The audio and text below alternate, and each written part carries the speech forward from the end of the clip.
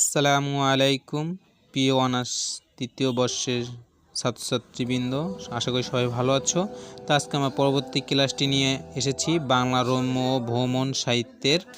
তো আমরা ইতিমধ্যে 3টি ক্লাস শেষ করে ফেলেছি অলরেডি মনে হয়।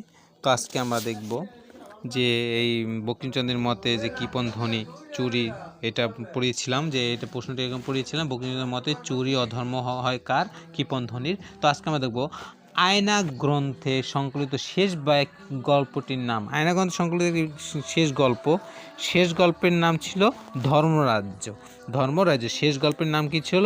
আয়না গ্রন্থ। আয়না গ্রন্থের শেষ গল্পের নাম ছিল ধর্মরাজ্য। ধর্মরাজ্য কি একটা গল্প, আয়না কি একটা গ্রন্থ, ঠিক আছে? গ্রন্থের নাম আয়না, গল্পের নাম কি? ধর্মরাজ্য। এটা কি শেষ গল্প ছিল এই গ্রন্থে।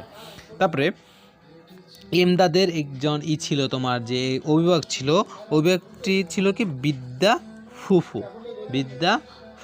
ও এমদাদের একজন অভিভাবক বিদ্যা ফুফু ছিলেন। কে ছিলেন? বিদ্যা ফুফু ছিলেন। সমস্ত কুসংস্কারপূর্ণ বিধিনিষেধ, সমস্ত যে কুসংস্কারপূর্ণ বিধি, সেটা আমি বুঝিয়েছি তোমাদের। বিদ্রোহী সঙ্ঘের কাছে ইংরেজের চেয়ে বড় শত্রু কে? বিদ্রোহী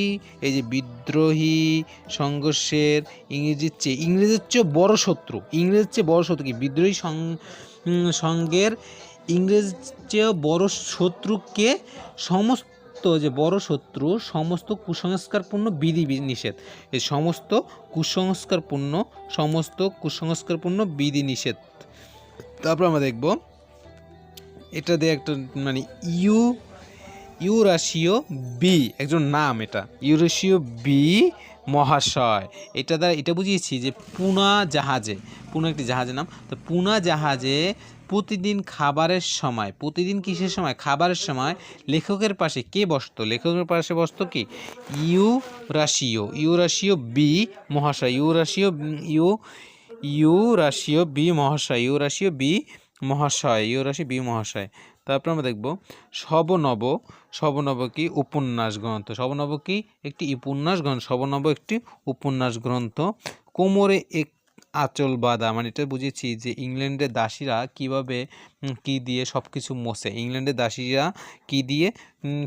কোমরে এক আঁচল বাঁধা থাকে তাদের, এটা দিয়েই কি তারা সবকিছু মোছে। আঁচল বাঁধা থাকে, আঁচল দিয়ে সবকিছু মোছে। 2 মাস মূল পাঠানদের 32 মাইল। এটা তো বুঝেছি যে মূল পাঠানদের 32 মাইল যেতে কত সময় লাগে? 2 মাস। কত মাইল যায়? 2 মাস তার কত মাইল যায়? 32 মাইল যায়। কারা যায়? পাঠানরা যায়। তারপরে যে একটি বাক্য, যে বিদেশে যায়নি সে